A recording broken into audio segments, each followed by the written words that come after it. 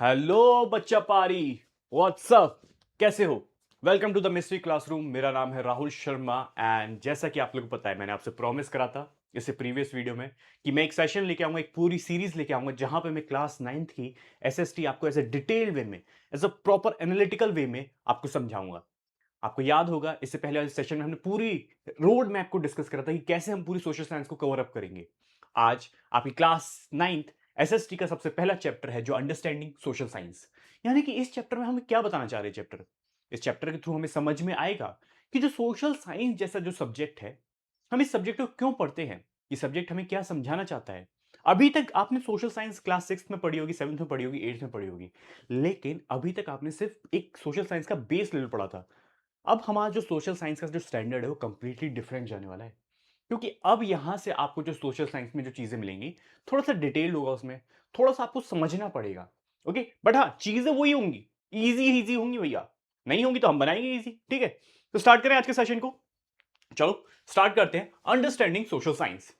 In in grade 6 to 8 हमने इससे पहले भी सोशल साइंस जैसे सब्जेक्ट्स पढ़े हैं, बट सोशल साइंस समझाता क्या है? हमने ये सब्जेक्ट इतनी बार पढ़ लिया है भैया कि ये सब्जेक्ट एक्चुअली हमें बताना क्या चाहता है। इस सब्जेक्ट में हमने हिस्ट्री जैसे सब्जेक्ट पढ़े हैं, ज्योग्राफी जैसे सब्जेक्ट पढ़े हैं, हमने इकोनॉमिक्स जैसे सब्जेक्ट पढ़े हैं, हमने पॉलिटी जैसे सब्जेक्ट पढ़े हैं।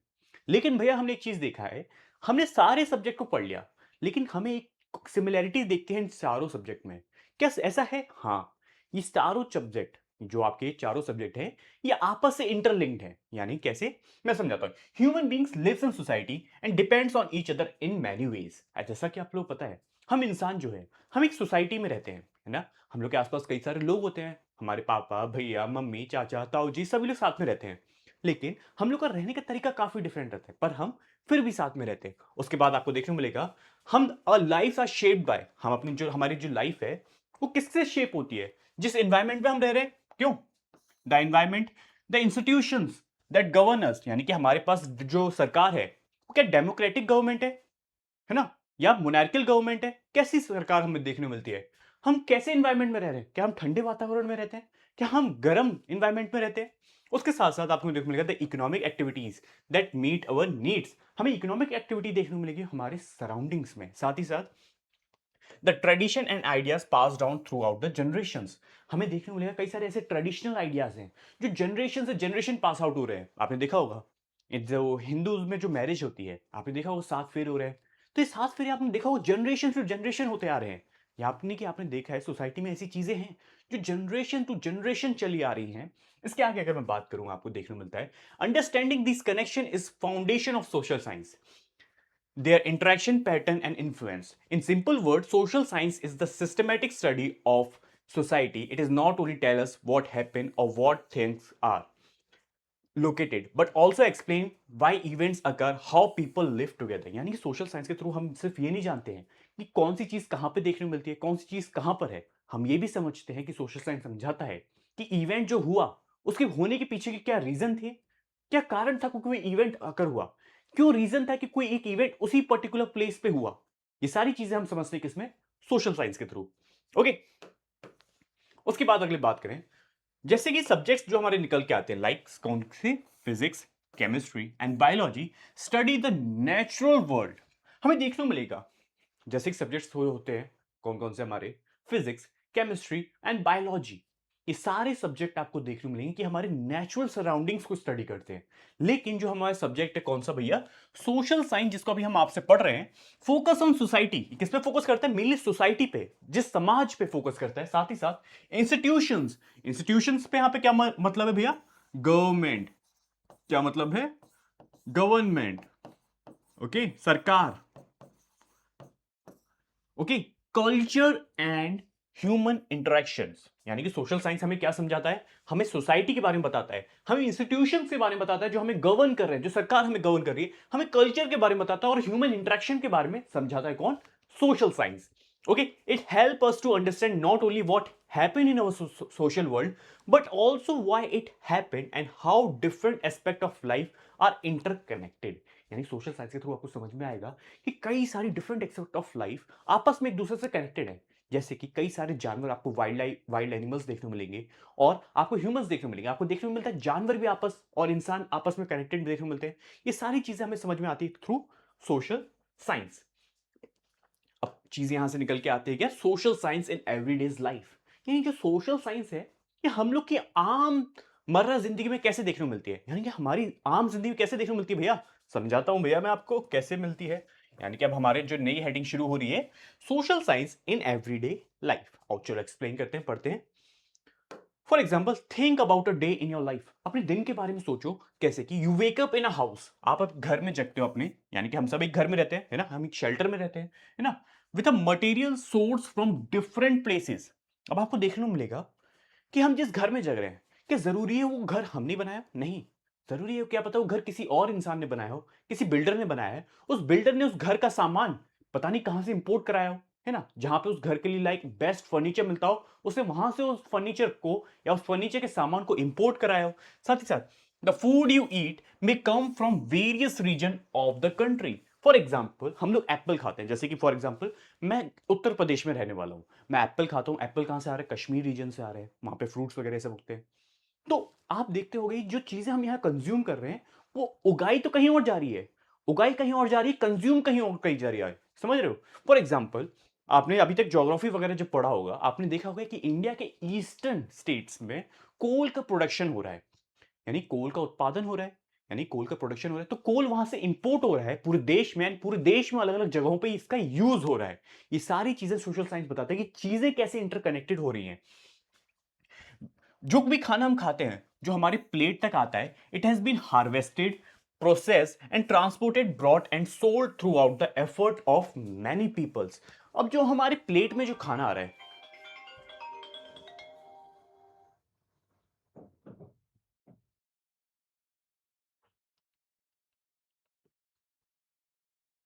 आई एम सॉरी, हाँ, तो हम लोग कहां पे थे? फॉर एग्जाम्पल, जो हमारे प्लेट में जो खाना आ रहा है, वो खाना क्या एक पर्टिकुलर जगह से आ रहा है? हाँ, एक पर्टिकुलर प्लेस से आ रहा है। उस खाने को उगा कोई रहा है, हार्वेस्ट कोई कर रहा है, मार्केट में कोई और लेके जा रहा है, मार्केट में बेच कोई और रहा है, और उसको कंज्यूम कौन कर रहा है? आप। ठीक है? यानी कि यू ट्रेवल ऑन रोड्स, हम जिस रोड पे ट्रेवल करते हैं, planned and maintain by public authority, है ना, हम जिस रोड पे ट्रेवल करते हैं उसको मेंटेन कौन करता है? Public authorities. You study in schools shape by educational policies, जिस स्कूल में हम पढ़ रहे हैं, जिस एनसीईआरटी को हम पढ़ रहे हैं, इसको एजुकेशन पॉलिसीज के थ्रू ही तो शेप आउट करा है। पहले तो आपकी एनसीईआरटी नहीं थी ऐसी, अब इसमें थोड़े चेंजेस लेकर आए हैं। किसके द्वारा? गवर्नमेंट के द्वारा। जो नई पॉलिसी आई है, new economic policy, new education policy 2020 के through. Okay, the electricity that you use is generated in distinct power station and delivered throughout the vast complex network। यानी कि सोशल साइंस हमें क्या समझाना चाह रहा है इस लाइन के through? That we are not a independent person. यानी कि यह हमें बताता है सोशल साइंस क्या, कि we are not independent, that we are not independent, कि हम लोग इंडिपेंडेंट नहीं है। अब इंडिपेंडेंट में क्या समझाना चाह रहा हूं? जिससे आपने कई सारे लोगों के मुंह से सुना होगा कि भैया, या फिर लोग बोलते हैं कि वी आर इंडिपेंडेंट पर्सन, हमें किसी की जरूरत नहीं भाई, हम अकेले काफी हैं। आपने कई सारे लोगों के मुंह से ऐसे सुना होगा ना कि भाई मैं तो अकेला बहुत हूं, मेरे को किसी जरूरत नहीं है। नहीं भाई, तुम अकेले काफी नहीं हो। हाँ, you are earning money. For example, मैं पैसे कमा रहा हूं, तो मैं अर्न कर रहा हूं, पर इट डजेंट मीन कि मैं एक इंडिपेंडेंट इंसान हूं। मुझे किसी ना किसी चीज के लिए, किसी पर्टिकुलर चीज पर डिपेंडेंट होना पड़ेगा। क्यों? बिकॉज फॉर एग्जाम्पल, जैसे मैं मार्केट जा रहा हूं, अभी यहां पे एग्जाम्पल दिया मैंने कि मैं जो प्लेट में जो खाना खा रहा हूं, हाँ, वो खाना मैंने अपने पैसों से कमा के लाया, लेकिन वो खाना मेरी प्लेट में आता ही नहीं अगर वो फार्मर, वो किसान उस फसल को नहीं उगाता, उस फसल को नहीं उगाता, वो फसल कटती नहीं, मार्केट तक जाती नहीं बाया ट्रक। ट्रक में जो जाती है जो हमारी सब्जियां होती है, ट्रक से मार्केट में नहीं जाती। मार्केट में जो वेजिटेबल सेलर है, उस सब्जी को बेचता नहीं, और मैं वहां जाके परचेज नहीं करता। यानी कि I am completely dependent on society. मैं अकेला नहीं हूं, मुझे कंप्लीट सोसाइटी पे डिपेंडेंट रहना है। समझ में आया? ठीक है? तो इस पैरा में चीजें आपको यही बताई गई हैं कि we are not a independent person, we are completely dependent on each other. Okay, बहुत बढ़िया।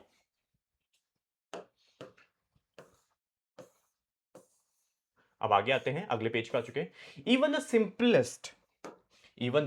Simplest daily activity rely on system of governance economic production and social cooperation and the natural environment. Even हमें देखने को मिलता है that we are completely dependent on natural things. Okay, आगे आता है, now look beyond your immediate surrounding. अब चलो हम एक अपनी सराउंडिंग्स को देखते हैं। Why do some people lives in crowded cities while other lives in scattered village? आपने से कितने लोग गांव जाते हैं, या जैसे कि मेरा एक विलेज है मथुरा में, मेरा विलेज या फिर मेरा होम टाउन जो है मथुरा है। एंड मैं जब भी अपने गांव में जाता हूं, जैसे कि मैं अभी पर्टिकुलर झांसी में रहता हूं, तो झांसी में मैं देखता हूं कि यार मेरे यहाँ का जो क्राउड है वो काफी कंजेस्टेड है, यानी कि इतना बड़ा शहर वाला जो रीजन समझ रहे हो आप। लेकिन जैसे ही मैं विलेज में जाता हूं, मैं देखता हूँ यार वहां के लोग मतलब घर कितनी दूर दूर है, सेपरेटेड है, एकदम खुला खुला वातावरण लगता है, खुला खुला नेचर लगता है मेरे को वहां पे जाते ही सब।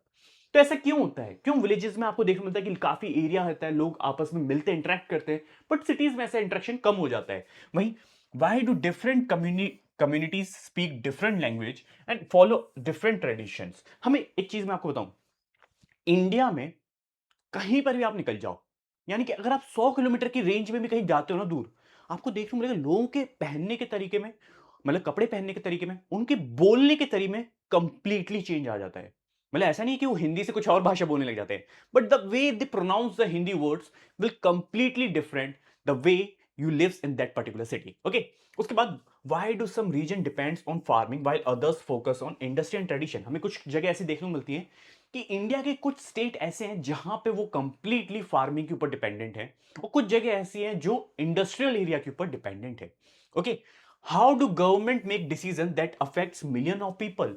यानी कैसे कैसे सरकार ऐसे डिसीजंस या पॉलिसीज लेकर आती है जो हम सब की लाइफ को अफेक्ट करता है। फॉर एग्जांपल, कई काफी सारे बच्चे जो सोशल मीडिया पे आपने देखा होगा कि निर्मला सीतारमन जो हमारी फाइनेंस मिनिस्टर है, उनके ऊपर काफी मीन बनते हैं कि उन्होंने पॉपकॉर्न के ऊपर टैक्सेस लगाया, यानी कि वो सारी चीजें हम पे अफेक्ट कर रही है ना। तो ऐसी गवर्नमेंट कई सारी ऐसे डिसीजन लेती है जो इंसानों पे अफेक्ट लेती है। टैक्सेशन पॉलिसी में डिफरेंट लाना। ओके, अब आगे निकल के आता है, why are certain region more prone to floods? हमें ऐसी जगह देखने को मिलती हैं कि क्यों ऐसी कुछ जगह हैं जहां पे बहुत ज्यादा बाढ़ आती है। हम देखते नहीं है न्यूज में कि हमारे घर पे तो कभी बर्फ नहीं गिरती, कभी बाढ़ ही नहीं आती। हम देखते हैं कुछ कुछ ऐसी जगह होती है जहां बर्फ भी गिर रही होती है, कहीं बाढ़ आ रही होती है।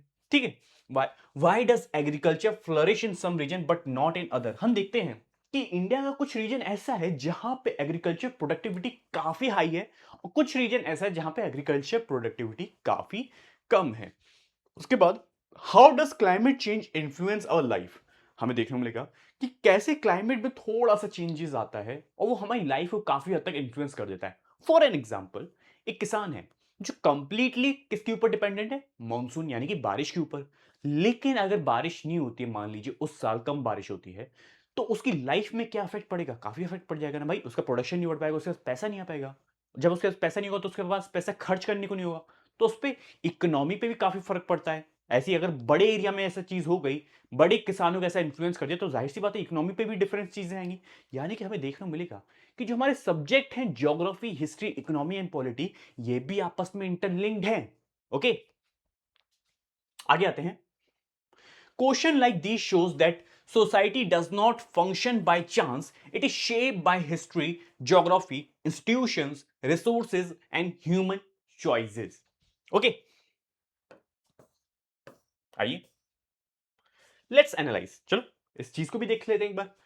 ऑब्जर्व योर सराउंडिंग, चलो अपनी सराउंडिंग्स को देखो and identify a change that taken place in your locality over the past 5 years. It could be related to transport, housing, education, technology and environment.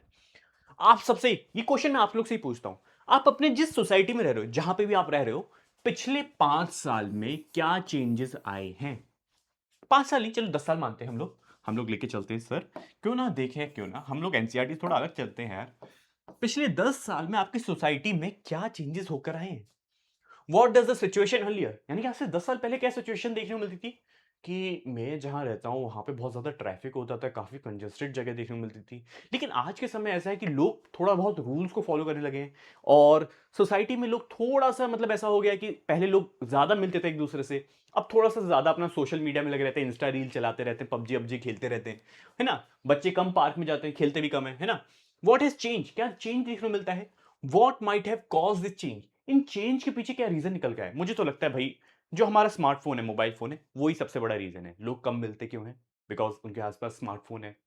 ऊपर से हमें देखने को मिलता है स्मार्टफोन वाली बात नहीं चल रही यहाँ पे देखने को मिलेगा कि आज से 10 साल पहले आप कभी भी कहीं आंधी तूफान आता था, हम देखते थे उस रीजन में लाइट ही नहीं आती थी पूरे दिन। मेरे साथ तो ऐसा हुआ है कि उस रीजन में लाइट ही नहीं आती थी। बट आपको देखने को मिलेगा कि आज के समय ऐसा है कि हल्का सा भी थोड़ा बहुत आंधी तूफान है, आपकी लाइट जाती नहीं है, आपकी लाइट मस्त आती है। आपको सरकार बस 24 घंटे में से मस्त 18-19 घंटे लाइट देती है, ठीक है।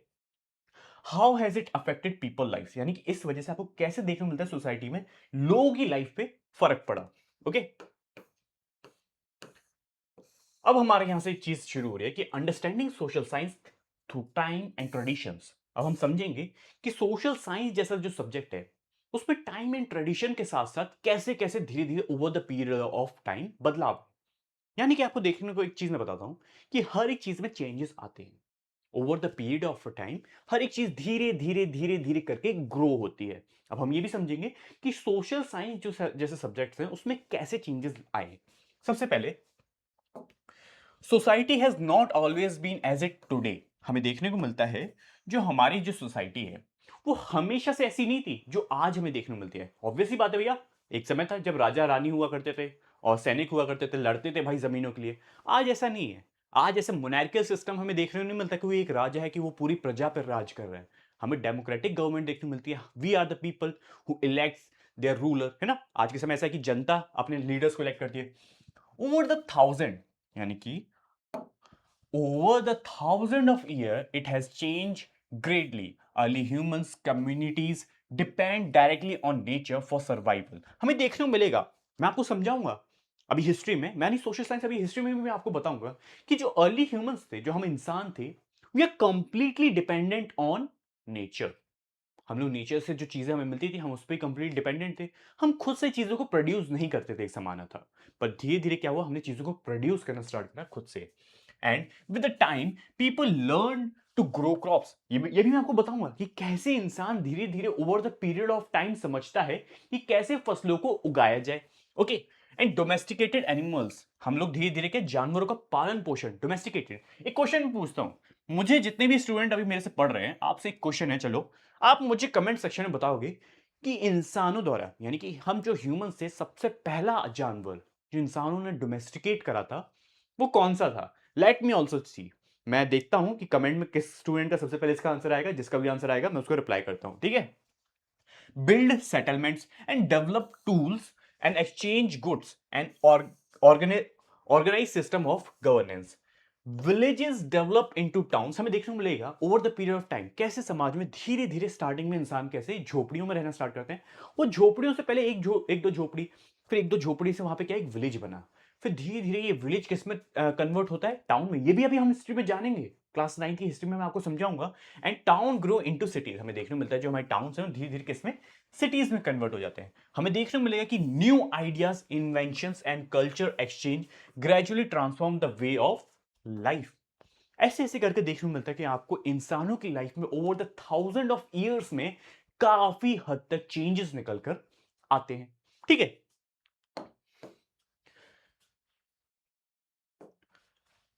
This spirit of inquiry has deep root in Indians' knowledge traditions. Early thinkers value the decision questioning and logical reasoning and understand the world.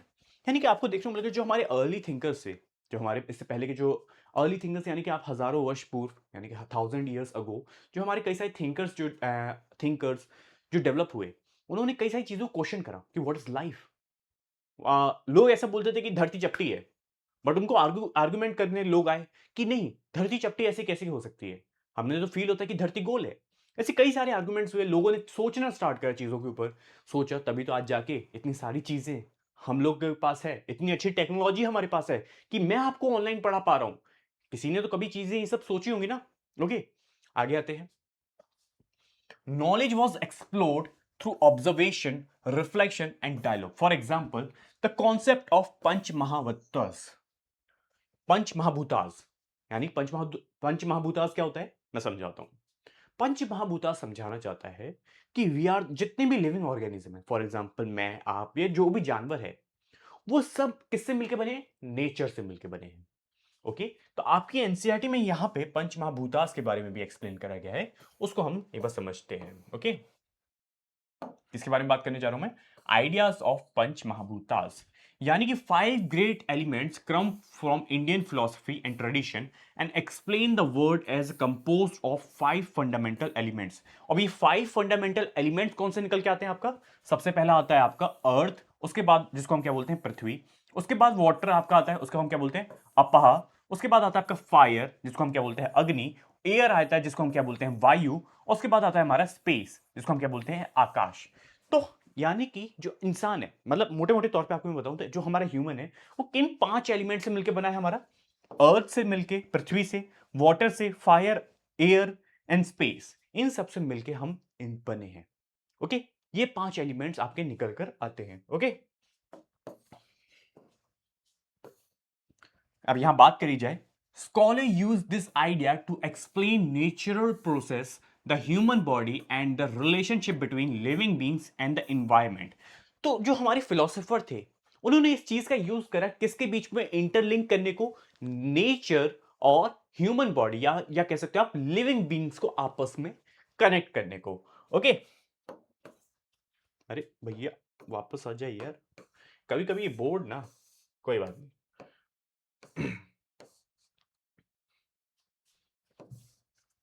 अब हम बात करें किसके बारे में जाने।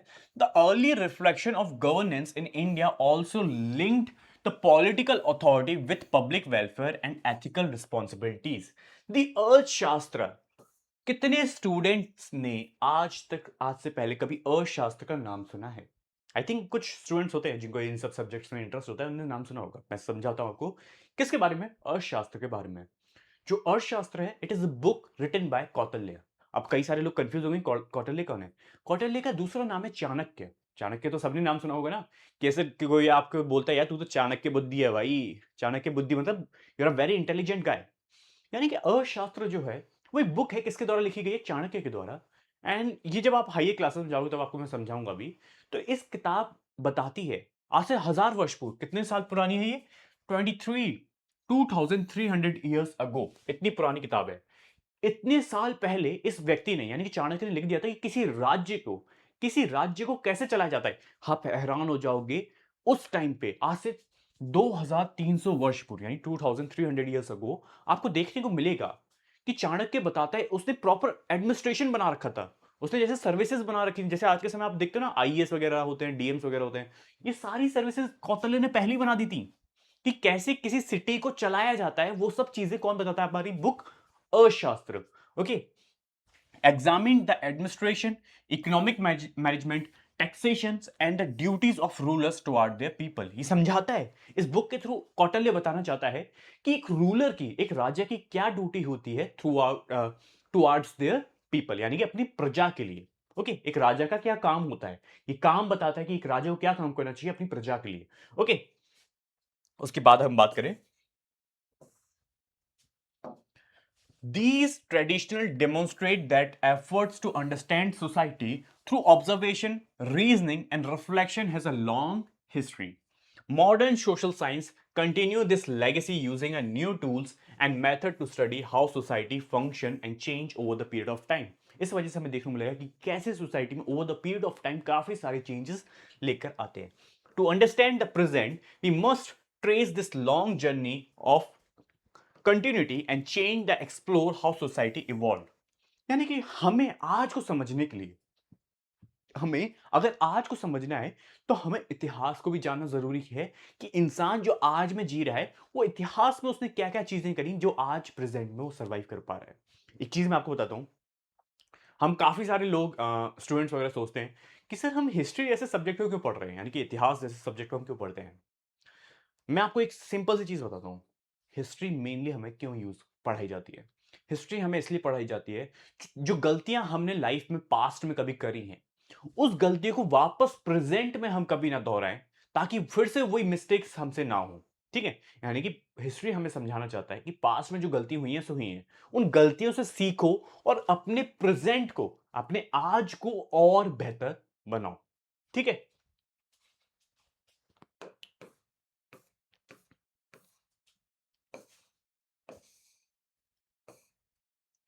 अब हमें क्या देखने को मिल रहा है, institution develop and how relationship between people and the environment transform, hence social science Social scientists observe people's life, conduct interviews, survey, and examine the documents and compare the different types of places. हमें देखने को मिलेगा जो हमारे social science के जो कई सारे साइंटिस्ट हैं, यानी साइंटिस्ट कौन होते हैं, जो पर्सन किसी पर्टिकुलर फील्ड पे जो रिसर्च करते हैं, हम उनको मेनली साइंटिस्ट बोलते हैं।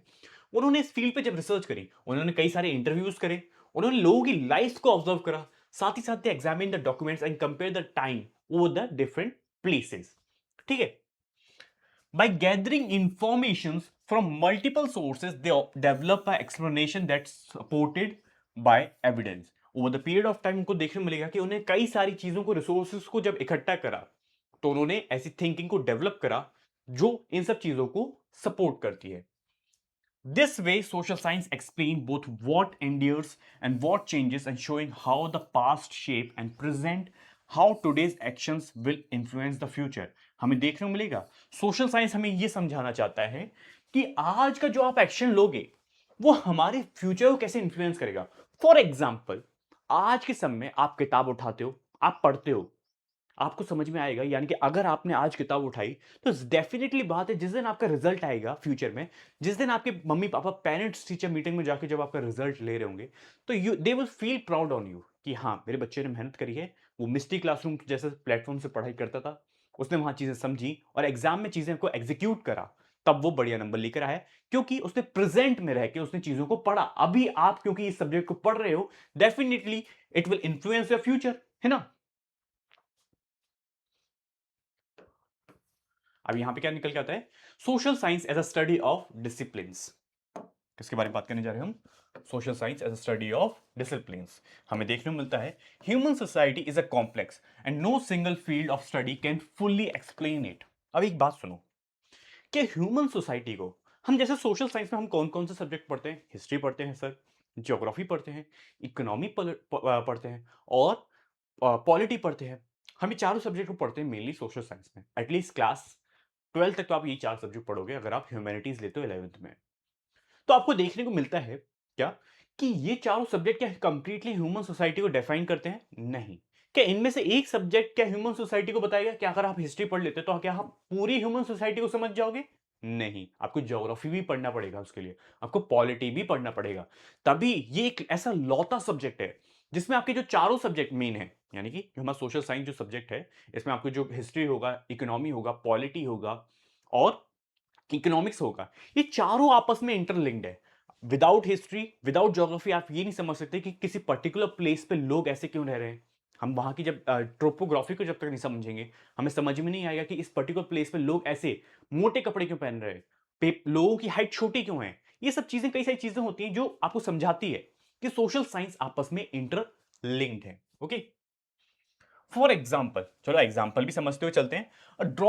ड्रॉट आया, ड्रॉट अफेक्ट क्रॉप्स, यानी कि मान लो कहीं पे आपको क्या देखने को मिलता है, सूखा, सूखापन पड़ता है, यानी कि कहीं किसान ने कोई खेती करी है, फार्मर ने, और वहां पे पड़ जाता है सूखा, बारिश नहीं होती है। ओके, और वहां पे वो किसान किसके ऊपर डिपेंडेंट, कंप्लीटली मॉनसून के ऊपर। तो इन्वायरमेंट, फार्मर्स इनकम, तो ये आपको देखने को मिलेगा कि ये किसका फिनोमेना है, इन्वायरमेंट का फिनोमेना है। कहीं पे अगर ड्रॉट आया है, कहीं पे सूखा पड़ा है, तो इन्वायरमेंट का फिनोमेना है ना। और इन्वायरमेंट हम मोस्टली किसमें पढ़ते हैं, ज्योग्राफी में। ओके, और इससे आपको क्या देखने को मिलेगा, फार्मर्स की इनकम पे प्रभाव। फार्मर्स की इनकम पे प्रभाव कैसे पड़ेगा, यानी कि इन्फ्लुएंस कैसे होगी उसकी इनकम, आपको देखने को मिलता है जब ड्रॉट आया, उसकी फसल खराब हो गई, जाहिर सी बात है जब फसल को बेचेगा नहीं तो उसके पास पैसा नहीं आएगा। जब उसके पास पैसा नहीं आएगा तो वो चीजों को खरीदेगा कैसे, लाइफ में अपने खर्चे कैसे चलाएगा, जाहिर सी बात है इनकी इनकम पे प्रभाव पड़ा। तो इकोनॉमी में ये चीज कहां पे आ गई, इकोनॉमी आ गई। गवर्नमेंट रिलीफ मेजर्स, अब क्या करा सरकार ने, देखा यार किसान बाबू हमारा परेशान हो गया है, तो सरकार ने क्या कुछ मेजर्स लेके आई, कुछ पॉलिसीज बनाई। ये सब हम किसमें पढ़ेंगे, पॉलिटिक्स में। एंड माइग्रेशन टू सिटीज, हमें देखने को मिलेगा जब किसान की फसल खराब हो गई है ना, तो वो क्या करेगा, उस सिटी, अपने गांव को छोड़ के सिटी की तरफ चले जाएगा, माइग्रेशन। तो हम ये सोसाइटी को जान रहे हैं। And traditional way of कॉपिंग with scarcity, हमें देखने को मिलेगा, ये हम किसको पढ़ेंगे, कल्चर में। To understand such situation, we must examine the society from different perspective। हमें देखने को मिलेगा हम सोसाइटी को अलग अलग पर्सपेक्टिव पे एग्जामिन करते हैं। Social science therefore is not a single subject but a group of related disciples।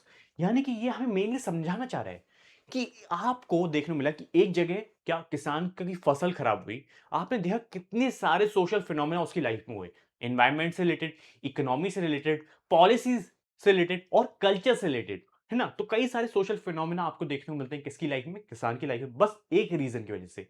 तो सोशल साइंस आपको समझाना चाह रहा है कि एक लॉट ऑफ सिंगल सब्जेक्ट नहीं है, ये कई सारे मल्टीपल सब्जेक्ट का एक डिसाइपल्स है। ओके, फॉर एग्जाम्पल आपके मेनली कौन कौन से सब्जेक्ट्स निकल के आते हैं? फॉर एग्जाम्पल जैसे कि आपका ज्योग्राफी हो गया, हिस्ट्री हो गया, पॉलिटी हो गया, इकोनॉमी हो गया। अब ज्योग्राफी में हम क्या पढ़ते हैं सर? हम पढ़ेंगे ये सारे सब्जेक्ट्स, अभी हम डिटेल में जाएंगे। देखो एक बात सुनो, ये जो सबसे पहला चैप्टर है ना मेनली आपका, ये बस आपको समझना है, ये आपको ये बस ये बताना चाह रहा है कि जो सोशल साइंस जैसा जो सब्जेक्ट है इसको हम क्यों पढ़ते हैं, ये मेनली हमें क्या समझाना चाह रहे हैं, बस इतना ही है। ठीक है, इसमें कोई आप हिस्ट्री ज्योग्राफी ये सब नहीं जान रहे हो, बस बेसिक सा चैप्टर है, बस आपको एक बार इसकी रीडिंग माननी है। ओके, एग्जाम में भी बड़े आसान क्वेश्चन आएंगे इससे। ठीक है, यानी कि जो ज्योग्राफी है, studies the earth, it's environments and the relationship between people and their surrounding. यानी कि ज्योग्राफी हमें क्या बताता है? मेनली हम अर्थ को स्टडी करते हैं थ्रू ज्योग्राफी। हम अपने एनवायरमेंट यानी कि जो हमारे आसपास का जो नेचर है हम उसको स्टडी करते हैं, और relationship between people and their surrounding हम किस में पढ़ते हैं? ज्योग्राफी में। साथ ही साथ बात करी जाएगा हिस्ट्री की। History examine the human past, यानी कि हिस्ट्री मेनली हम क्या पढ़ते हैं? ह्यूमन पास्ट को पढ़ते हैं, जो इंसान का जो इतिहास रहा है उसको पढ़ते हैं। Help us to understand how society change over the period of time. यानी कि हिस्ट्री हमें ये बताता है कि ओवर द लॉन्ग जर्नी, यानी कि हम इंसान की जर्नी काफी लंबी रही है, इतनी लंबी जर्नी में इंसान कैसे अपने आप को इवॉल्व करता रहा है, अपने अंदर चेंजेस लेकर आया है। ये सब चीजें हम किस में थ्रू जानते हैं? हिस्ट्री के through. Okay, and through political science हमें देखने को मिलेगा analysis systems of governance and power and the right and responsibilities of citizens. And political science हमें क्या बताता है? कि हमें राइट्स के बारे में बताता है। पॉलिटिकल साइंस के थ्रू हम समझ सकते हैं कि जो हम ह्यूमंस हैं हमें कुछ राइट्स मिले हुए हैं, हमें कुछ फंडामेंटल राइट्स देखने को मिलते हैं, हमारी कुछ ड्यूटीज है एज अ ह्यूमन जो हमें सोसाइटी के लिए करनी होती है। हमारी ड्यूटीज के बारे में बताता है, हमारे राइट्स के बारे में बताता है। ड्यूटीज यानी कि कुछ हमारे काम होते हैं, जो चीजें हमें सोसाइटी के लिए करनी चाहिए, और ये इंसानी ड्यूटी है। ओके, इकोनॉमिक्स हमें पढ़ना होता है। इकोनॉमिक्स में हम किस लिए पढ़ते हैं?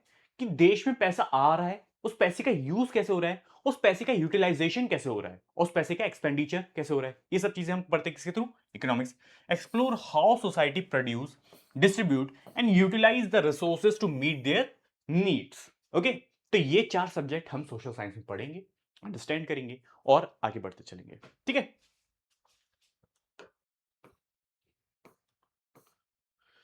अब हम सबसे पहले किसके बारे में डिस्कस करने जा रहे हैं? ज्योग्राफी के बारे में। ओके, चलो लेट्स स्टडी अबाउट ज्योग्राफी। समझते हैं ज्योग्राफी हम क्यों पढ़ते हैं, ज्योग्राफी हमारे लिए इंपॉर्टेंट क्यों है।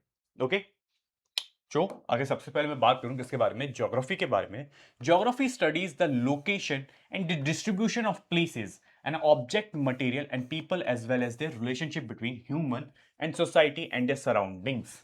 काफी लंबी डेफिनेशन हो गई। यानी ज्योग्राफी हमें क्या बताना चाहता है? कि किसी पर्टिकुलर लोकेशन एंड उसके डिस्ट्रीब्यूशन ऑफ प्लेसेस, यानी कि आपको देखने को मिलेगा कि कई सारी जगह अलग अलग जगह डिस्ट्रीब्यूटेड है, हमें अलग हर थोड़ी सी दूरी पे जाके एक अलग एनवायरनमेंट देखने को मिलता है।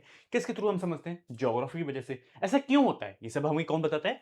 ज्योग्राफी बताता है। हम समझते हैं relationship of humans and their surroundings, यानी कि हम इंसान और उसके आसपास के रिलेशन को समझ पाते हैं किसकी वजह से? ज्योग्राफी की वजह से। Okay, it examined both physical features of the Earth's surface and the human communities that inhabited it, focusing how people interact with the natural environment and how places influence human life. यानी कि geography में हमें एक चीज देखने को मिलती है कि एक तो हम पढ़ते हैं फिजिकल ज्योग्राफी, जिसमें हम अर्थ की फिजिकल चीजों को पढ़ते हैं, अर्थ की फिजिकल चीजों को समझते हैं। और एक हम पढ़ते हैं क्या? ज्योग्राफी का रिलेशनशिप विथ नेचर, जिसके थ्रू हम ये समझते हैं कि कैसे जो नेचर है, जो उसकी सराउंडिंग है, ह्यूमन लाइफ को इन्फ्लुएंस करती है। ओके,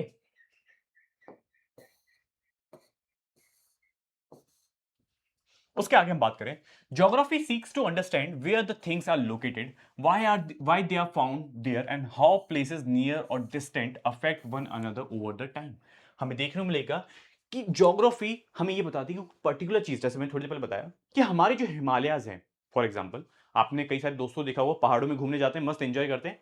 क्या ऐसा रीजन है कि आपके पहाड़ों में इतने ऊंचे पहाड़ वहां पे बने, क्यों आपका जो प्लेन एरिया है वो उत्तर प्रदेश है? फॉर एग्जाम्पल जैसे कि यहाँ पे मैप देख बनाता हूँ मैं आपको, आप उसके थ्रू समझो।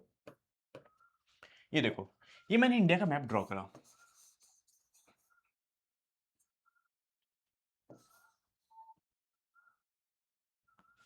ठीक।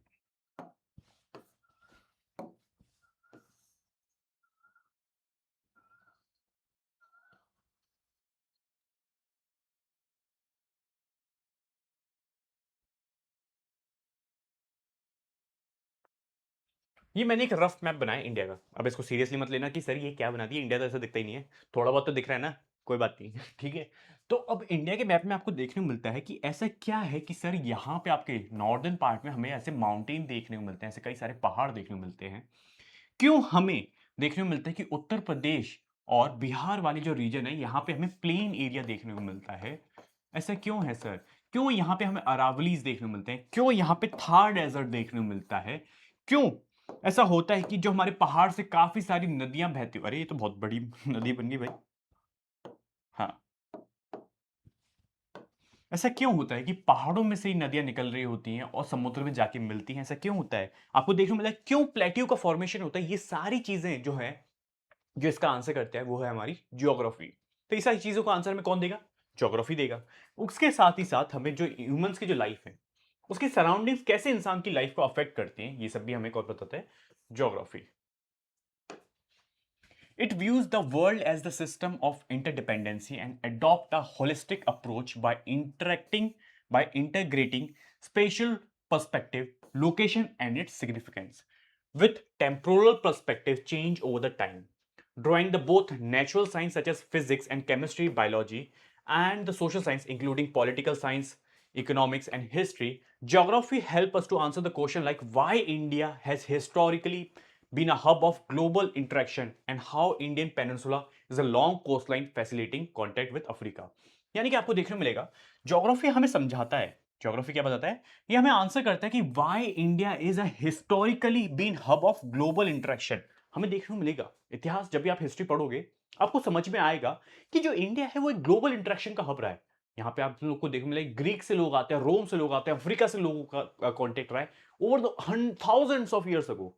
यानी कि आपको जब भी आप पढ़ोगे आपको देखने को मिलेगा कि इंडिया आज से मतलब 5,000 साल पहले भी इंडिया के कॉन्टेक्ट देखने को मिलते हैं अरब से, और क्या बोलते जो हमारी इजिप्शियन सिविलाइजेशन है उनसे। ठीक है, ऐसा क्यों है? और साथ ही साथ आपको देखने को मिलेगा कि जो इंडियन पेनिनसुला है, अ लॉन्ग कोस्ट लाइन, हमें देखने को मिलेगा। पेनिनसुला क्या होता है पहले तो ये जान लो, आज ही क्लास पढ़ रहे हैं हम तो अभी समझते हुए चलते हैं चीजों को कि what do mean by the peninsula. Indian peninsula होता क्या है? जो भी मैंने यहाँ पे इंडिया का मैप बनाया, आपको इंडिया के मैप में ये एक जगह दिख रही है, ध्यान से देखो, ये एक वी शेप दिख रहा है, ये क्या है? पेनिनसुला। अब पेनिनसुला की अगर मैं डेफिनेशन की बात करूं तो पेनिनसुला होता क्या है वो समझो। पेनिनसुला जमीन का एक वो हिस्सा होता है जो तीन तरफ पानी से घिरा होता है। फॉर एन एग्जाम्पल, यहां पे आपको इंडिया में क्या देखने को मिलेगा? अरेबियन सी। ओके, एम आई राइट? यहां पे क्या देखने को मिलता है आपको? अरेबियन सी। सही बोल रहा हूं? यहां पे आपको इंडियन ओशियन देखने को मिलेगा। एम आई राइट? सही बोल रहा हूं? और यहां पे आपको क्या देखने को मिलेगा? बे ऑफ बंगाल।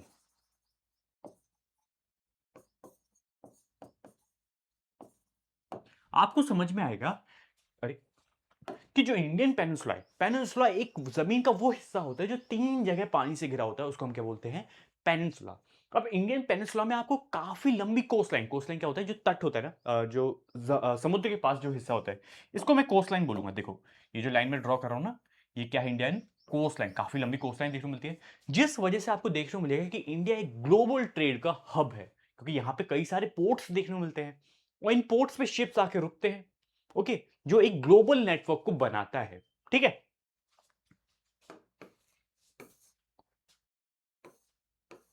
अब यहां पे क्या निकल के आ रहा है कि जो हम ज्योग्राफी जैसे सब्जेक्ट को पढ़ते हैं, इसमें हमें कई सारी चीजों का यूज देखने को मिलता है। कैसे सर? जैसे कि मैप्स का। और फॉर एग्जांपल मैंने यहाँ पे चीजें आपको एक्सप्लेन करी कि पेनिनसुला होता क्या है। अगर मैं वहां पे मैप नहीं बनाता तो आप समझ पाते कि सर पेनिनसुला होता क्या है। साथ ही साथ ग्लोब्स का, हमें ज्योग्राफी में ग्लोब्स को देखने को मिलते हैं। हमें एटलस, एटलस समझते हो ना? एटलस की बुक आपने कई सारे स्टूडेंट देखी होगी, शायद मेरे पास भी अभी एटलस हो। एक सेकंड रुको, मैं आपको दिखाता हूँ Atlas. Atlas Atlas Atlas Atlas. मेरे पास है क्या अभी एटलस? चलिए कोई नहीं, एक सेकंड वेट, मैं आपको एटलस दिखा के जाऊंगा आज।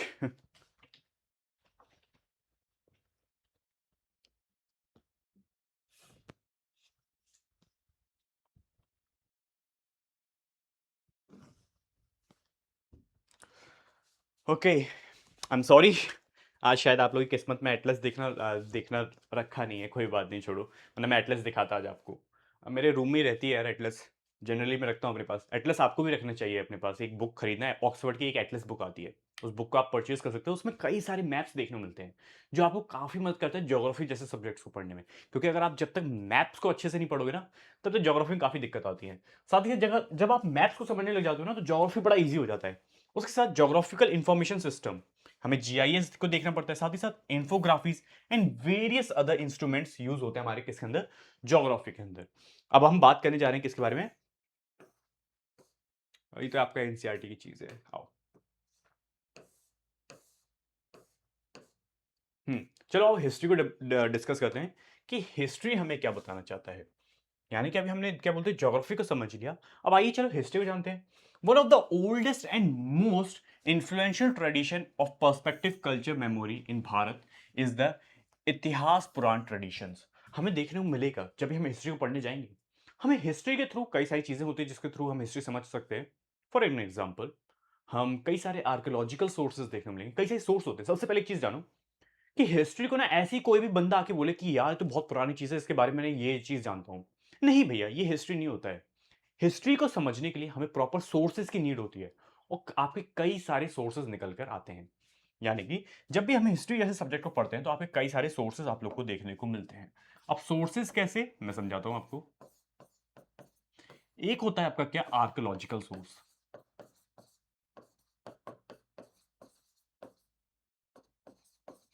Archaeological sources.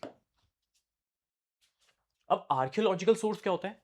आर्कियोलॉजिकल सोर्स वो सोर्स होते हैं जिस जो जमीन, फॉर एग्जांपल कोई चीज जो इतिहास में बहुत पुरानी होगी, कोई बहुत पुरानी कोई बिल्डिंग होगी, या कोई इतिहास का कोई बहुत पुराना कोई टॉय होगा, या कोई बहुत पुराने पुराने टॉयज भी होते हैं, वो जमीन के अंदर गड़े रह गए। या कोई आप कह सकते हो पोट्री हो सकती है, या कोई बर्तन हो सकता है, वो जमीन के अंदर गड़े रह गए हजारों साल पुराने।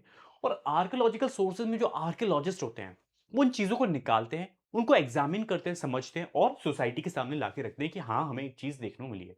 तो हाँ, एक होता है हमारा आर्कियोलॉजिकल सोर्स। दूसरा हमारे क्या होती है, इंस्क्रिप्शंस। इंस्क्रिप्शन,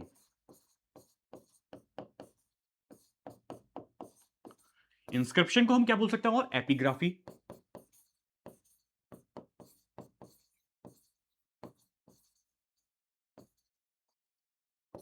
अगर मैं इंस्क्रिप्शन की आपसे स्पेसिफिक बात करूं कि इंस्क्रिप्शन हमें क्या बताते हैं, आपने कभी कोई ऐसा हुआ है कि अपने आसपास कोई महल वगैरह में घूमने गए हो, किसी महल, जैसे कि हमसे कोई फोर्ट में हम घूमने गए, तो उस फोर्ट में आपने देखा होगा कि कई सारी चीजें लिखी होती हैं कि जी राहु अरे नहीं नहीं, ऐसे यहाँ पे नहीं बताना चाहिए। तो उस इंस्क्रिप्ट, आप किसी किले पे जाते हो, आप देखते होगे कि कुछ लिखा है कि कुछ दो दो लोगों के नाम लिखे हैं, उनके बीच में दिल बना हुआ है ना? तो आप देखते हो इसी हार्ड सरफेस पे इनग्रेव करके लिखा हुआ चीजों को। तो इंस्क्रिप्शन वही होता है। वो इंस्क्रिप्शन नहीं है, वो तो एक मजाक के तौर पे मैंने बताया।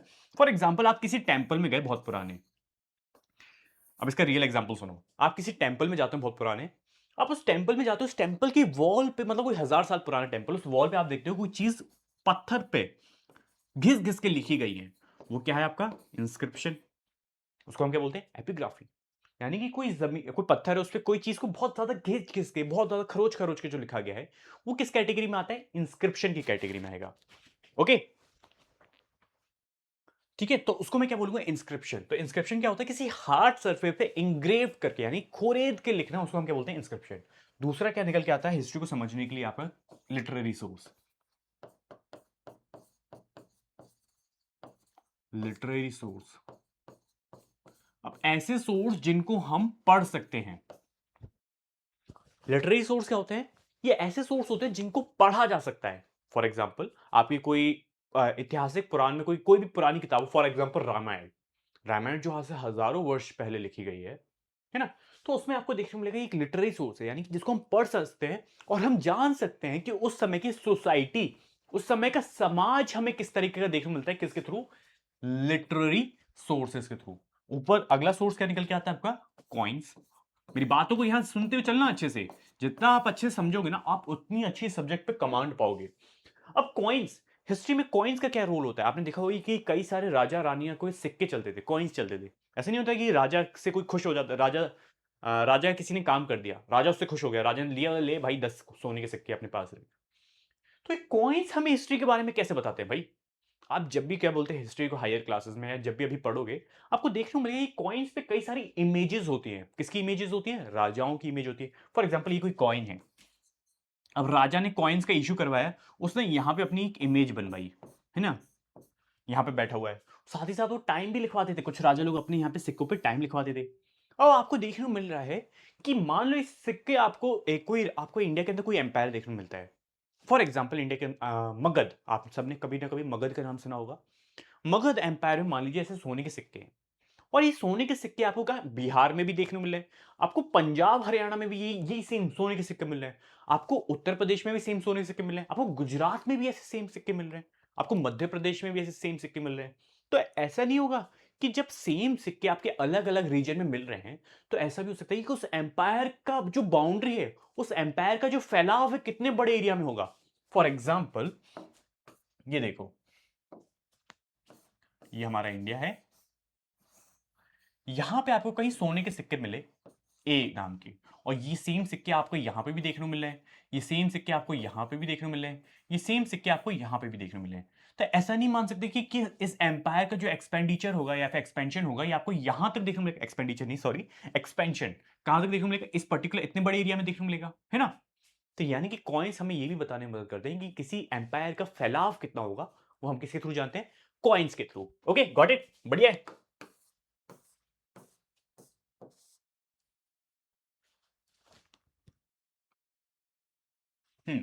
आगे आते हैं। अब क्या होता है, हमारे कई सारे हमें एविडेंस देखने को मिलते हैं। अब जैसे कि एविडेंस कैसे निकल के आते हैं, सेम चीजें आपकी, अरे भाई जो चीजें आपकी इस किताब में अब जो दिखी हैं, वो सारी चीजें मैंने आपको यहाँ पे एक्सप्लेन कर दी हैं कि ग्राफिकल एविडेंस क्या होते हैं। ये सारी चीजें मैंने आपको बता दी है। जेनोलॉजिकल रिकॉर्ड्स, जेनोलॉजिकल रिकॉर्ड्स जान लेते हैं एक बार। जेनोलॉजिकल रिकॉर्ड्स क्या होते हैं, डॉक्यूमेंट्स और source that trace family lineage and ancestors by recording relationship between generation and documenting event such as birth, marriage and death.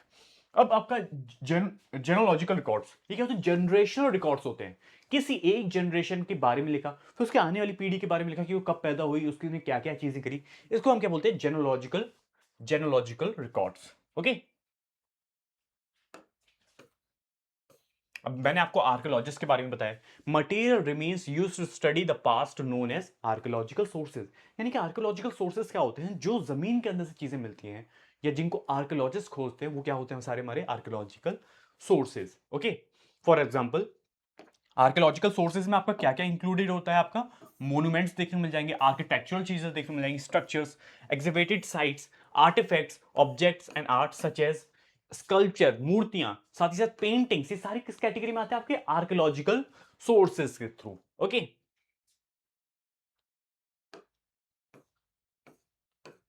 अब देखो ये सारे क्या है, हमारे लिटरेरी सोर्सेज, देख रहे हो भाई, ये लिटरेरी सोर्सेज देख रहे हो आप, ये क्या है। अब देखो आपसे यहां से कभी कभी क्वेश्चन बन सकता है, तो इन सब चीजों को ध्यान से सुनते हुए चलना है। ये क्या है, the Samaveda manuscript and national museum of new new Delhi. यानी कि सामवेदा, सामवेदा जानते हो। अब एक चीज बताता हूं मैं आपको, चलो थोड़ा सा आपको यहाँ पे डिटेल में भी समझाते हुए चलते हैं, मेरे प्यारे स्टूडेंट्स हैं, मैं समझाता चाहता हूँ। अब देखो आपने सबने वेदा के नाम सुने होंगे। टोटल कितने वेद होते हैं हमारे, चार होते हैं ना भैया। एक होता है हमारा ऋग्वेद, एक होता है हमारा यजुर्वेद, एक होता है हमारा क्या सामवेद, एक होता है क्या अथर्ववेदा। यानी कि टोटल आपको कितने, चार वेद देखने को मिलते हैं। ये चीज बस जानो, बस इतना ही जानना है और कुछ नहीं जानना है। बस थोड़ा सा मैं ऊपर गया हूं, ज्यादा ऊपर नहीं गया, थोड़ा सा चीजें आपको पता होना चाहिए कि इतिहास में आपको इतने पता होने चाहिए कि हमारे वेद कितने हैं। चार वेद है, ऋग्वेद, यजुर्वेद, सामवेद। और जो सामवेद है वो हमें म्यूजिक के बारे में बताता है। जो इंडियन क्लासिकल म्यूजिक है, वहां का हिस्ट्री, वहां के बारे में हमें कहां से पता चलता है, सामवेद के थ्रू। ओके, तो ये सारी चीजें कई सारे मैन्युस्क्रिप्ट देखने को मिलती हैं आपको। मैन्युस्क्रिप्ट को हिंदी में क्या बोलते हैं, पांडुलिपि। ये सारी आपको पांडुलिपि है। ओके, ये देख रहे हो आप, a traditional palm leaf, a traditional palm leaf manuscripts of Tirukural and ancient Tamil text. Important है, इंपॉर्टेंट, बहुत इंपॉर्टेंट। यहां से पता है ये सब क्वेश्चन बनते हैं आपके एग्जाम में, ऐसे इमेजेस के ऊपर क्वेश्चन बनाए जाते हैं। A traditional palm leaf manuscript of Tirukural and ancient Tamil text of ethical wisdom. अब कभी आपसे पूछा जाए तिरुकुरल क्या है, तिरुकुरल क्या है? एक ancient Tamil text of ethical wisdom. ये किसके ऊपर आपको देखने को मिलता है? पाम लीफ के ऊपर। इंपॉर्टेंट है, याद रखेंगे ना, भूलोगे नहीं।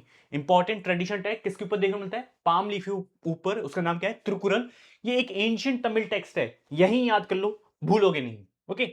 उसके बाद आपके आर्कियोलॉजिकल सोर्सेज निकल के आते हैं। मैंने आपको आर्कियोलॉजिकल सोर्सेज भी बताया कि आर्कियोलॉजिकल सोर्सेज में क्या देखने को मिलता है। जैसे कि आप ये देख रहे हो टेराकोटा टॉय।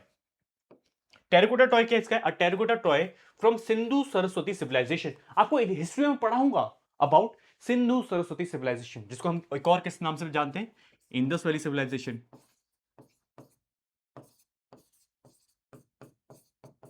इंडस वैली, और इसका एक और नाम है हड़प्पन सिविलाइजेशन।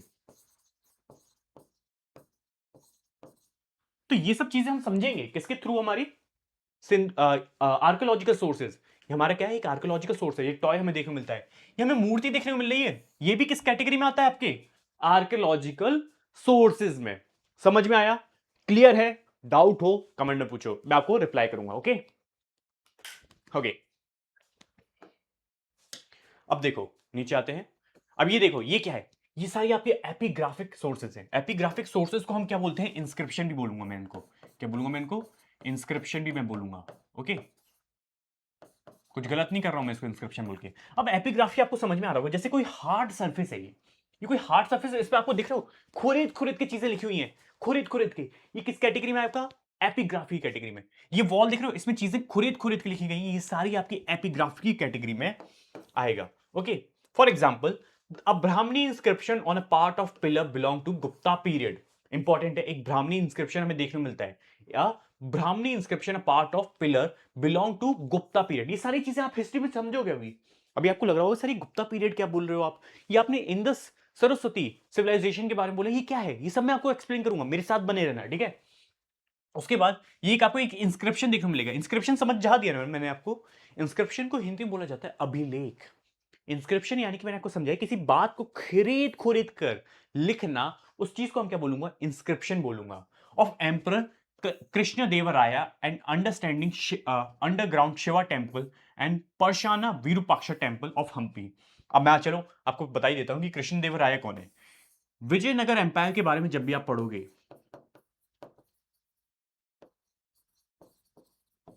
विजयनगर एम्पायर का एक फेमस राजा था, कौन? हमारा कृष्णदेवराया। विजयनगर एम्पायर का काफी फेमस राजा रहा है हमारा कृष्णदेव राजा। उसका एक कन्नड़ लैंग्वेज का इंस्क्रिप्शन है, इंपॉर्टेंट है, पता रखेंगे। इंस्क्रिप्शन मैंने आपको बताया किसी बात को खुरेद खुरेद के, कोई भी इंस्क्रिप्शन। राजा मोस्टली इंस्क्रिप्शन में अपनी चीजों को लिखवाते थे, और ये पता है खराब नहीं होता है। आपके लिटरेरी सोर्स खराब हो जाएंगे एक बार, लिटरेरी सोर्स एक बार को डिकम्पोज हो जाते हैं, लेकिन इंस्क्रिप्शन हम किसी रॉक पे लिख रहे हो, इतनी जल्दी सालों साल तक वैसा ही रहता है। ठीक है, ये हमें कहां देखने को मिलेगा? हम्पी। हम्पी जो है ना विजयनगर एम्पायर की कैपिटल थी। ओके, उसके बाद आता है हमारा क्या? Numismatic sources. न्यूमिस्मेटिक सोर्सेज क्या होते हैं? ये जो सिक्के होते हैं, यानी न्यूमिस्मेटिक सोर्सेज की अगर मैं बात करूं तो किस में आएंगे? आओ चलो इसको भी देख लेते हैं एक बार। मैंने आपको समझा दिया ये सारी चीजें, बट आपके एनसीईआरटी के थ्रू एक बार पढ़ लेते हैं, क्या चला जाएगा। A historical source comprising of coins, हमें कॉइन्स देखने को मिलते हैं, हमें इसमें करेंसीज देखने को मिलती है, मेडल्स देखने को मिलते हैं। Numismatic help historical study the economy. Economy कैसे बताते हैं ये कॉइन्स हमें किसी प्लेस के, यानी कि जो सिक्के को हम स्टडी कर रहे हैं वो किसी जगह की इकोनॉमी कैसे बताएंगे? बहुत इजी है, बड़ा इजी है। फॉर एग्जाम्पल आप किसी पर्टिकुलर जगह के सिक्के उठाते हो, आप देखते हो वहां के सिक्के सोने के हैं, और एक जगह के सिक्के उठाते हो जहां पे मिलावट वाला सोने का सिक्का है, तो आप समझोगे ना जो राज्य, जो किंगडम सोने के सिक्के चला रहा है, जाहिर सी बात है वो अमीर होगा, पैसे वाला होगा, क्योंकि सोना हमेशा से एक वैल्यूबल गुड रहा है। तो और एक जगह आप देख रहे हो क्या कि कोई राज्य में जो मिलावट वाले सोने सिक्के हैं, जाहिर सी बात है वो मिलावट तब कर पा रहे हैं क्योंकि उस पास इतना पैसा नहीं है। ठीक है, साथ ही साथ chronology of rulers. Chronology of rulers कैसे? जैसे कि मान लो एक लाइनेज ऑफ रूलर्स है। फॉर एग्जांपल जब भी आप गुप्ता पीरियड के बारे में पढ़ोगे, आपको देखने को मिलेगा गुप्ता पीरियड में अलग अलग रूलर्स आए। अभी गुप्ता पीरियड का नाम आया था ना, अब उन रूलर्स ने अपने सोने के सिक्के चलाए। अब हर एक रूलर ने अपने बारे में लिखा, अपने जब जब वो था। फॉर एग्जाम्पल जब मैं अभी, मेरा नाम राहुल है ना, मैं अभी क्या बोलते हैं अपने सोने के सिक्के चलाऊं, तो मैं अपने सोने के सिक्के नीचे लिखवाऊंगा राहुल। और जब मेरा बच्चा होगा, जो भी मेरा बेटा होगा, वो जब राजा बनेगा, वो अपने नाम के सोने के सिक्के चलाएगा। तो हमें पूरी क्रोनोलॉजी पता चलती है रूलर्स की सोने के सिक्के से। हमें ट्रेड के बारे में पता चलता है कि कहां कहां हमें जहां जहां हमें सोने के सिक्के मिलेंगे, हमें समझ में आएगा वहां वहां ट्रेड था। हमें पॉलिटिकल बाउंड्रीज के बारे में पता चलेगा। मैंने बताया कि पॉलिटिकल बाउंड्री, किसी किंगडम की कितनी बड़ी पॉलिटिकल बाउंड्री है, वो हमें पता चल रहा है किससे? सोने के सिक्कों की वजह से। गोल्ड कॉइन्स बोल दे रहा हूं, बट जनरली हम इन्हें कॉइन्स बोलते हैं। ओके, तो ये सारी चीजें हमें किसके बारे में पता चलती है? कॉइन्स के थ्रू। अब जैसे कि फॉर एग्जाम्पल, अब हमें एक कॉइन देखने को मिल रहा है। ये कौन है? अब थोड़ा सा मैं जूम करता हूं, ये देखो, पढ़ो ध्यान से। A coin issue by king Samudragupta in 4th century C. अब समुद्रगुप्त कौन है? ये भी आपको नहीं पता है, बट मैं आपको बताता हूं। ये गुप्ता रूलर्स का एक राजा है, गुप्ता डायनेस्टी का बोलूंगा, सॉरी, गुप्ता डायनेस्टी का। डायनेस्टी समझते हो ना? एक लंबा सा वंश चला रहा है, जिसका बेटे का बेटे के बेटे का राजा बनता है। तो समुद्रगुप्त ने भी अपने सोने के सिक्के चलाए थे। काफी पावरफुल रूलर रहा है भाई, बहुत पावरफुल रूलर रहा है। कौन? समुद्रगुप्त। ठीक है, इसके बारे में जब भी आप हिस्ट्री पढ़ोगे आपको मजा आ जाएगा। ओके, उसके बाद आपका निकल के आता है अब Mughal coin issue during the reign of Indian, the reign of Jahangir, showing the zodiac sign of Sagittarius. Okay, तो ये सारी चीजें मैंने आपको कॉइन्स के बारे में बताई। अब बात यहां से निकल के आ रही है क्या? पॉलिटिकल साइंस के बारे में, कि जो पॉलिटिकल साइंस जैसा सब्जेक्ट है वो हमें मेनली क्या बताना चाह रहा है। यानी कि अभी हमने ज्योग्राफी को देख लिया, ज्योग्राफी हम क्यों पढ़ते हैं, ज्योग्राफी हम कैसे समझते हैं, क्या किन चीजों की नीड होती है ज्योग्राफी जैसे सब्जेक्ट को पढ़ते वक्त। हमने हिस्ट्री को जाना कि हिस्ट्री के थ्रू, यानी कि हिस्ट्री को समझने के लिए हमें क्या क्या चीजों की जरूरत होती है, वो हमने समझा। अब यहां हम शुरू करने जा रहे हैं किसके बारे में? पॉलिटिकल साइंस के बारे में। ओके, रेडी है? पॉलिटिकल साइंस को शुरू करते हैं, चलो आओ। ओके, तो पॉलिटिकल साइंस की अगर मैं बात करूं, तो political science is a study, यानी क्या निकल के आ रहा है? Political science is study of governance which inform us how and why power is distributed and decision are made and policies are implemented. यानी कि पॉलिटिकल साइंस के थ्रू हमें समझ में आएगा कि क्यों सरकार कुछ पॉलिसी लेकर आती है, क्यों डिसीजंस लिए जाते हैं। कुछ लोगों के पास एक पावर होती है, हम देखते नहीं, कुछ लोग बहुत पावरफुल है, और कुछ लोगों के पास कोई पावर नहीं है। कुछ लोग के पास जो पावर है, उन पावर का यूज कैसे करते हैं, चीजों पे ग्राउंड पे लेके कैसे इंप्लीमेंट की जाती है सरकार द्वारा, ये सारी चीजें हम किसके थ्रू समझते हैं? I am sorry, political science के through. Okay, it is the study of constitutions. आप सबने कॉन्स्टिट्यूशन का नाम सुना होगा, संविधान का नाम सुना होगा, गवर्नमेंट का नाम सुना होगा, and institutions of the state. Political science also study the social movement and national building foreign policies and the way power is exercised and shared and regulated in society everyday's life। हमें देखने को मिलेगा political science जैसे subject के through हमें समझ में आएगा कि जो सोशल मूवमेंट्स हैं और नेशनल बिल्डिंग, कई सारी फॉरेन पॉलिसीज कैसे हमारी सोसाइटी को शेप करती है, कैसे हमारी सोसाइटी में चेंजेस लेकर आती है। कौन? फॉरेन पॉलिसीज के थ्रू। ओके, आपको देखने को मिलेगा इन इंडिया, हमें हमारे इंडिया में देखने को मिलेगा विलेजेस के हमें पंचायत देखने को मिलती है, पंचायत राज सिस्टम। आपको आज भी भारत के अंदर पंचायत राज सिस्टम देखने को मिलता है, जिसमें पंचायत राज सिस्टम में एल्डर्स लोग बैठते हैं, चीजों के ऊपर, छोटे मोटे चीजों के ऊपर डिसीजन लेते हैं। ठीक है, panchayat raj system, a grass root democracy by giving citizen a voice in local development planning. This shows that political power exists not only within the formal institution but also in social relationship and custom and the ideas of legacy, legitimacy। आपको देखने को मिलेगा कि society के अंदर कुछ लोगों के पास जो पावर है, वो लोगों के पास पावर हायरार्किकल नहीं है।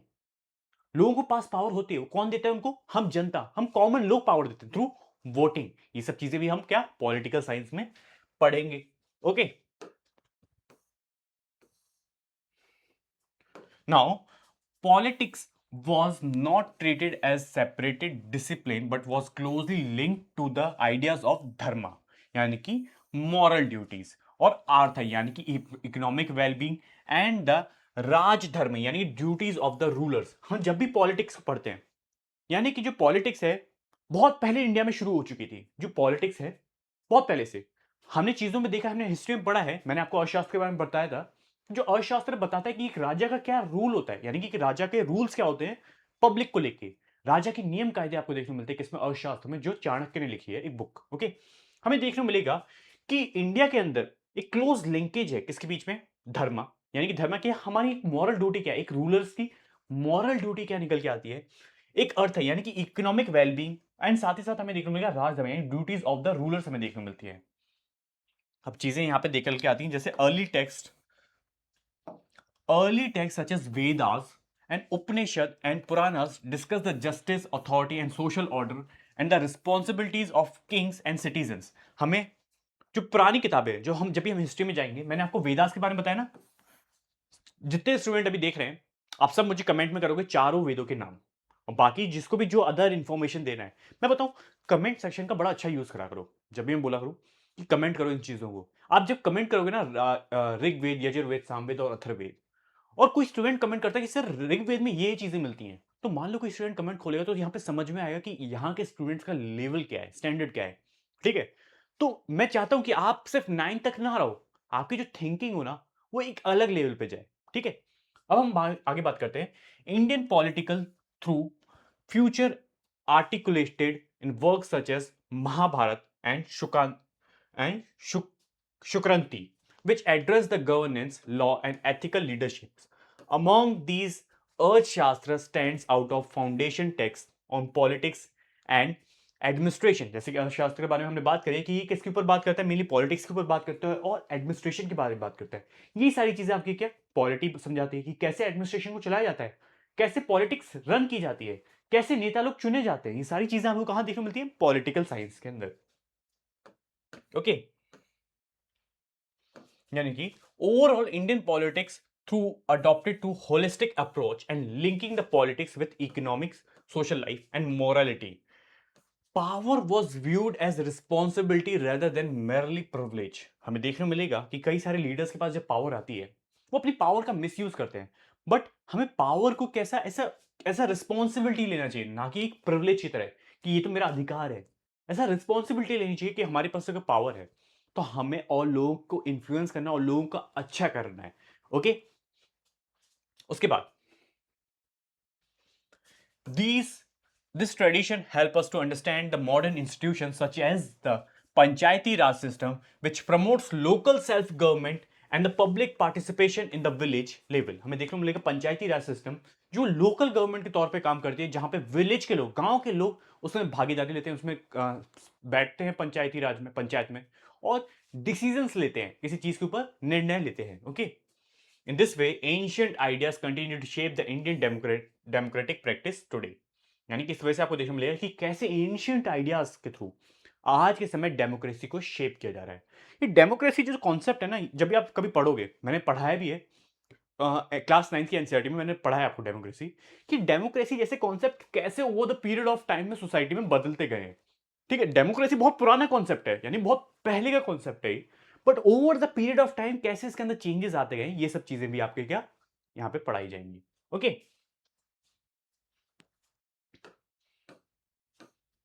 अब now the last, the economics.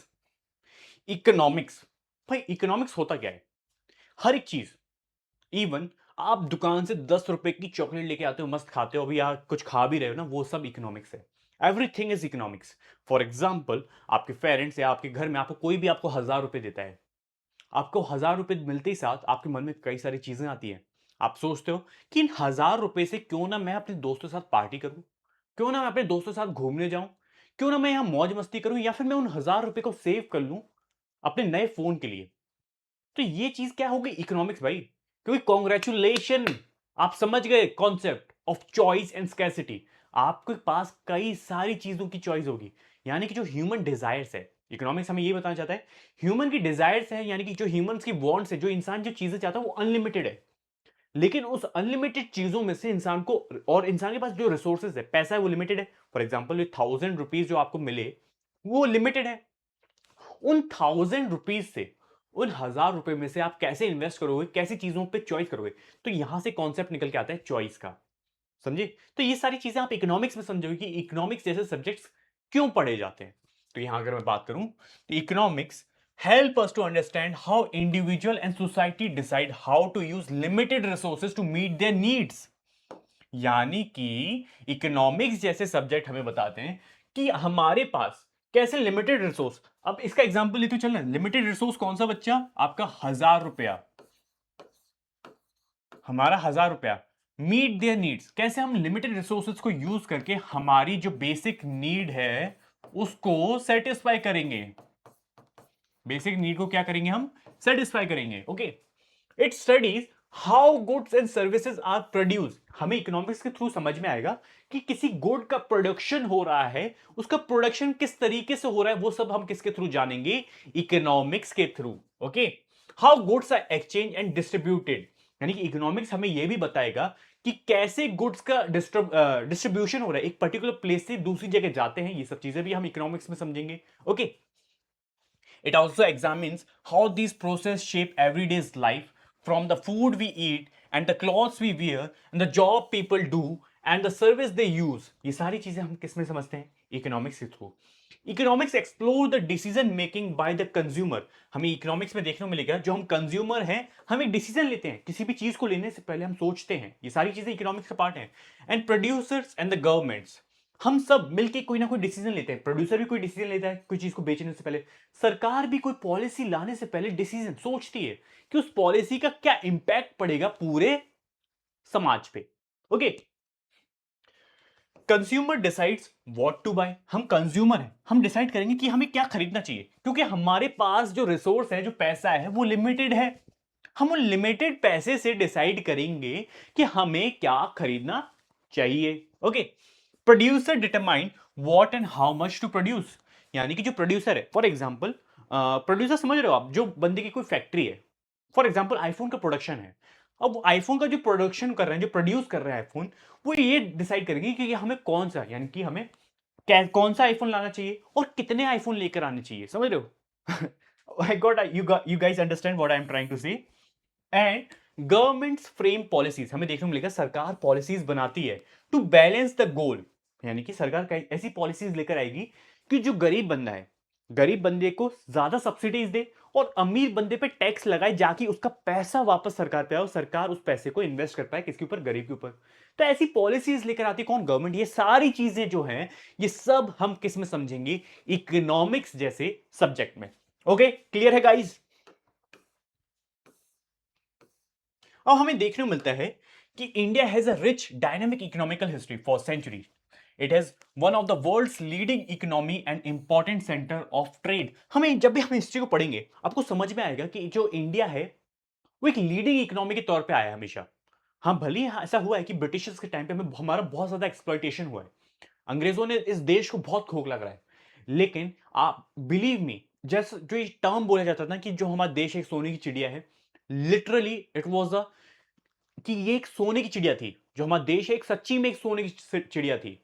यहाँ पे इतना गोल्ड था ना, इतना ज्यादा ट्रेड होता था, क्योंकि ट्रेड से जो बाहर से सोना भी, बाहर के देशों का सोना भी हमारे देश में आता था।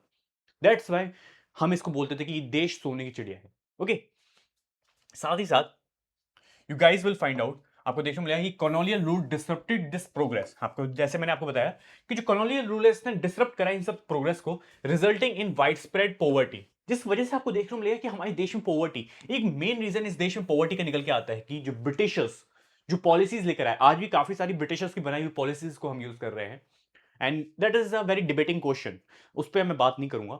बट हाँ, चीजें ऐसी हुई हैं समाज में over the period of time, Britishers ऐसी चीज करके गए थे हमारे देश के साथ, उन्होंने इतना इस देश को एक्सप्लॉइट करा है, इस देश को इतनी सारी चीजें बर्बाद करी है, इस देश को पूरा चूसा है, पता है उन्होंने हर एक चीज, यहां से सारे रिसोर्स उठा के वो ये लोग यूरोप लेके गए। तभी आप कभी भी यूरोप के नेशंस को देखना, क्यों वहां के नेशंस में इतना सारा पैसा है, बिकॉज सारा लूटा हुआ पैसा है भाई। ओके, हाँ, काफी डिबेटिंग चीज है ये। ओके,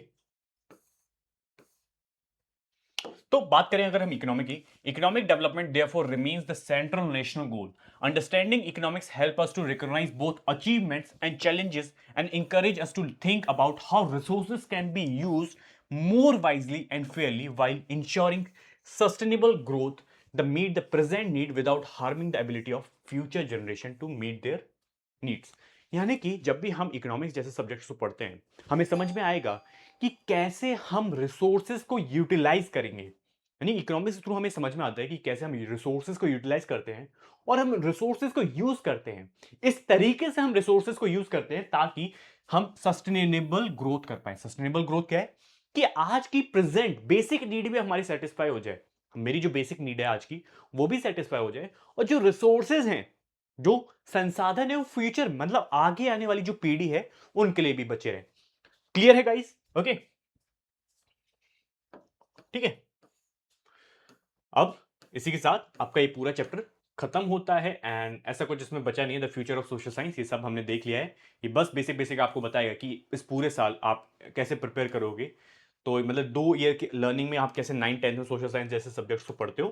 तो विद दैट हमने मोटे मोटे तौर पे पूरा आज ही क्लास को यहीं खत्म करते हैं। एंड ये हमारा सबसे पहला चैप्टर था।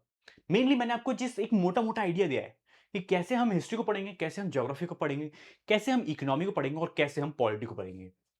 क्लास अच्छा लगा हो तो वीडियो को लाइक करना, चैनल को सब्सक्राइब करना, और जो भी आप कमेंट कर सकते हैं, कोई भी नॉलेजेबल कमेंट है, कोई भी आप ऐसी चीज है जो आप और स्टूडेंट तक नॉलेज पहुंचाना चाहते हैं, इवन आप कुछ ऐसी चीज मुझे बताना चाहते हो कि सर ये बहुत इंफॉर्मेटिव चीजें आप भी जानिए, तो आप अपनी चीजें कमेंट में बता सकते हैं। कमेंट सेक्शन का एक प्रॉपर अच्छे तरीके से यूज करा करिए। एंड विद दैट आज की क्लास को यहीं खत्म करते हैं, फिर मिलते हैं। Bye bye, tata, take care and enjoy your day. Bye.